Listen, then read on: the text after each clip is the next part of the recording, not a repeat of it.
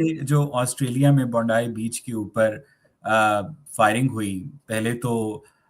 پاکستانیوں نے اس بات پر خوشی کا اظہار کیا کہ وہ ماجد اکرم اور نوید اکرم پاکستانی نہیں تھے، ٹھیک ہے، اور اس کے بعد کیونکہ آپ کو تو پتہ ہے نا کہ وہ جو سورہ مائدہ کی آیت نمبر 51 ہے کہ یہود و نصارہ تمہارے دوست نہیں ہو سکتے، وہ آپس میں ایک دوسرے کے دوست ہیں، یہ آیت صرف بھارتی مسلمانوں کے قرآن میں ہے، پاکستانی مسلمانوں کے قرآن میں تو ہے ہی نہیں۔ تو مجھے یہ بتائیے گا کہ بہت سارے مسلمان جو ہیں اپولوجیٹک ہوتے ہیں کہ جناب یہ اس مخصوص وقت کے لیے تھی، تو اور اب اس آیت کا ہماری زندگیوں سے کوئی تعلق نہیں ہے، یہود و نصارہ ہمارے دوست ہو سکتے ہیں، تو آپ کیسے دیکھتے ہیں ان کی اس اپولوجیٹک رویے کو ڈاکٹر صاحب؟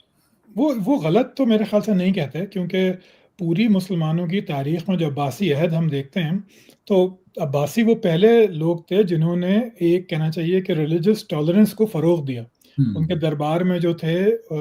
کتابوں کے جو مترجم تھے اس میں بہت سارے عیسائی تھے، بہت سارے یہودی تھے انہوں نے رکھے۔ تو پھر اسپین میں جو اموی سلطنت قائم ہوئی تھی وہ بھی بہت ہی زیادہ سیکولر اور بہت زیادہ ٹالرنٹ تھی۔ تو اس کے بغیر ان کا پولیٹیکل سروائیول نہیں تھا نا سر؟ ہاں بالکل۔ تو امویوں کا تو ہم یہ کہہ سکتے ہیں، عباسیوں کو تو ایسی کوئی حاجت نہیں تھی، وہ عرب میں بیٹھے ہوئے تھے، عراق میں بیٹھے ہوئے تھے،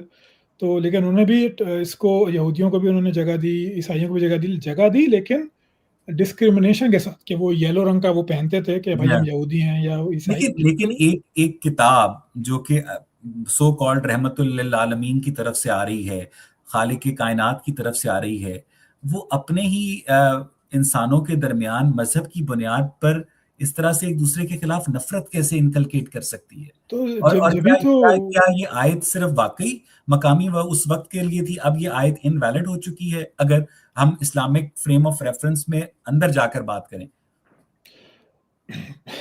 آپ مشکل سوال کرتے ہیں ویسا۔ دیکھیے جہاں تک میری سمجھ ہے تو وہ تو وہی ہے کہ یہی بات قرآن مجید کو ایک نان ڈیوائن بک کے غیر الہی کتاب ثابت کرتی ہے کہ وہ اس بنیاد پہ انسانوں کو بانٹ رہی ہے جو بنیاد انسانوں نے ہی بنائی تھی۔ مطلب انسانوں نے ڈیوائڈ کیا ہے اپنے آپ کو ہائرارکیز میں، نسل کی بنیاد پہ اور مذہب کی بنیاد پہ۔ تو یہ دونوں چیزیں جو تھیں یہ مسلمانوں میں ویسے ہی موجود رہیں، نسلی تعصب بھی ویسے ہی موجود ہے، عربی اجمی کا، عربی موالی، آج ہمارے ہاں قریشی اور سید اور فلانے اور ڈھماکے،